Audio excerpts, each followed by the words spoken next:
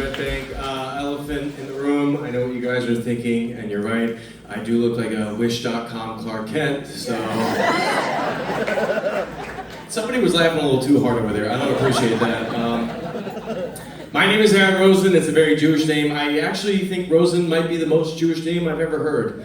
And people argue... Calm down, I'll do the jokes, buddy. But people do argue with me. They're like, you got names like Rosenberg, Rosenstein, Rosenthal. I'm like, no, you don't get it. Rosen is way more Jewish because I got the name Rosen for half off. I knew Red Bank would appreciate that one. If you didn't laugh, you're anti-Semitic, and I will get my Lakewood people to buy your house.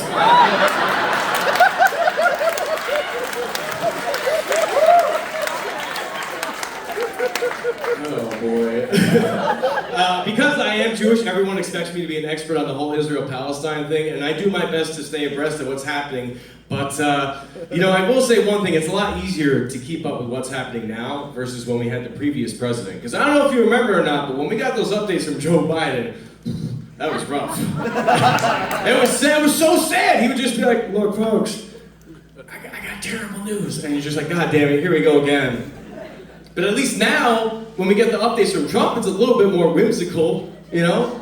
He's like, the other day I spoke with Benjamin Netanyahu.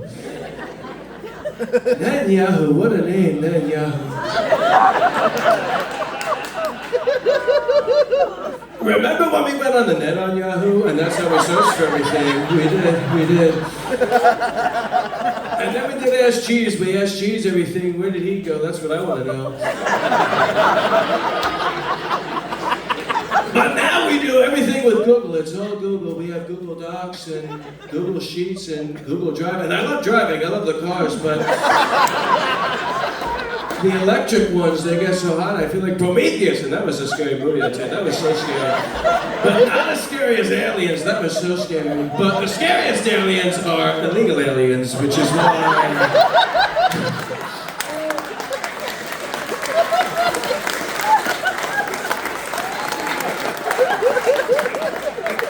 You're all right, Red Bank. I don't know. I'm not ageist or anything. I'm just tired of seeing all these old politicians. We can all agree on that, right? Yes. I was talking with a friend of mine. They're like, Joe Biden, Donald Trump, Lindsey Graham, Mitch McConnell, these guys have been around since the first Apple Macintosh came out. And I was like, the computer or the fruit? How far back are we going? I'm a high school English teacher.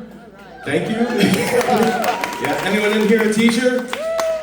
Yeah, sorry, we made the wrong career move, guys. I've been teaching for 12 years in Jersey City, and it's tough. It's tough. I complain a lot, but I will say this: I'm very fortunate. Very fortunate. In the 12 years that I've been teaching, I've had very well-behaved students. In fact, we've only had 2 fights in my school. Can you believe that? 2 fights in 12 years, both of which I won. But it has gotten worse, it truly has, and I blame the pandemic, because kids are not very good at writing. Among other things, they don't know how to punctuate anymore, it's crazy. They go crazy with the commas, the periods, the semicolons. I try reading their essays, and I swear to God, it just reads like a Christopher Walken monologue. I read it, it's like, the Salem witch trials. Or terrible travesty. Many died, mostly innocent. Wow. It's like... I don't know how to grade that. They warned me in college that it was going to be a tough job. Like, hey, just so you know, if you're going to be a teacher, you're going to wear a lot of hats. You're not just going to be a teacher, you're going to be a friend, a mentor, father figure, guidance counselor. You're going to wear so many hats and more. But there were just some hats I was not prepared to wear at all. Because students will just come up to me and be super vulnerable. They'll drop a bombshell on me. They'll be like, hey, Mr. Rosen, I'm kind of feeling suicidal. And I'll just be so taken aback. I'll just be like, whoa, same. Look at my pay stub. You think I'm doing okay?